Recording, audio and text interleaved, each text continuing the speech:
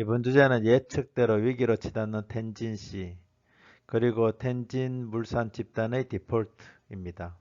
아래 마크는 텐진 집단 물산, 태우, 그리고 오른쪽 위의 그림은 텐진 물산 집단의 채권이 추락하는 것을 보여줍니다. 그리고 이러한 것은 중국의 유령 도심과 밀접한 관계가 있다는 것을 보여드리겠습니다.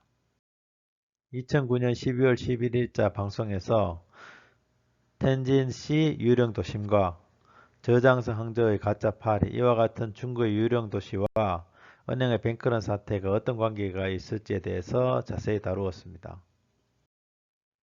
그 내용의 첫 번째 사실은 부실 지방은행과 유령도시는 밀접한 관계가 있다는 것이었습니다. 2014년도에부터 심각했던 유령도시와 2019년의 금융리스크 은행들이 비교해보면 4개의 부실은행 중의 3개가 유령도시가 있는 지방이 있다는 것을 발견하였습니다.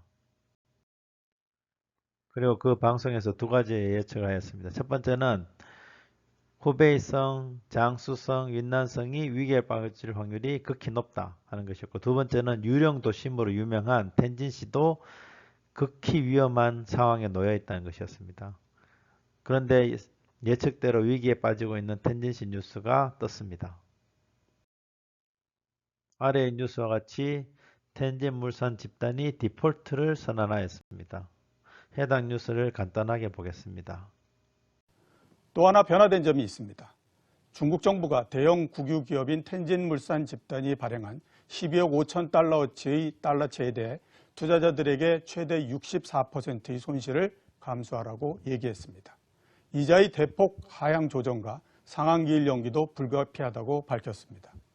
국유기업의 부도를 처음으로 허용한 건데 중국 정부의 국유기업 지원이 선택적으로 바뀌고 있음을 보여준 사례입니다.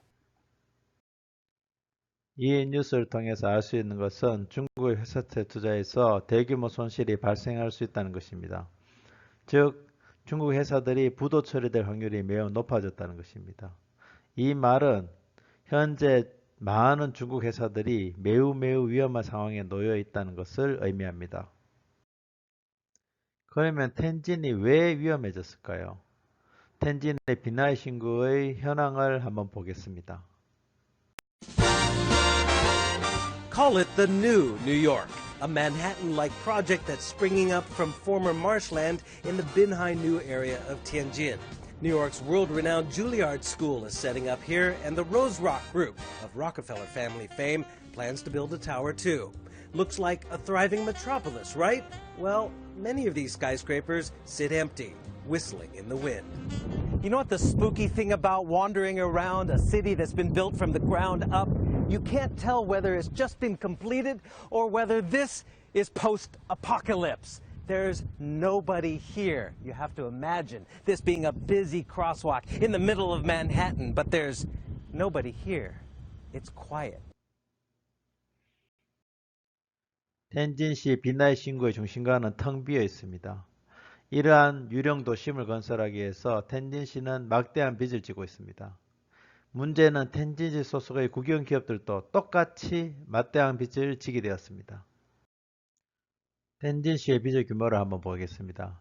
중국의 맨해튼 꿈꾸던 텐진 비나이 신구는 왜 유령 도시가 됐나는 2018년 뉴스를 보면 텐진은 비나이 신구를 개발하면서 너무나 많은 돈을 썼습니다. 텐진시도 돈을 많이 썼을 뿐만 아니라 지역 기업들도 너무나 많은 돈을 썼습니다. 텐진시 국영기업의 총 부채는 텐진시 정부 재정 수입의 700%에 달합니다. 정상적인 상황이라면 텐진 소속 모든 국유기업들은 파산해야 할 정도로 심각한 상황이죠. 이렇게 중국의 기업 부채는 엄청나게 높습니다. 2016년 주요국 GDP 대비 기업 부채 비율을 보면 이때 벌써 167%나 됩니다. 표와 같이 중국의 중앙국유기업, 지방국유기업 할 것 없이 2008년 이후로 부채가 급증하였습니다. 그것은 중국은 금융위기 이후 수출 감소에 따른 경기 위축에 대응하여 국내 투자를 대폭 확대하는 과정에서 특히 국유기업을 중심으로 투자 회행 기간이 긴 부동산 개발, 인프라 부분에 투자가 집중되면서 기업 부채가 급증하였다 한 것이죠. 오늘 얘기의 결론을 말씀드리겠습니다. 중국은 무분별한 난개발로 막대한 돈을 낭비했습니다.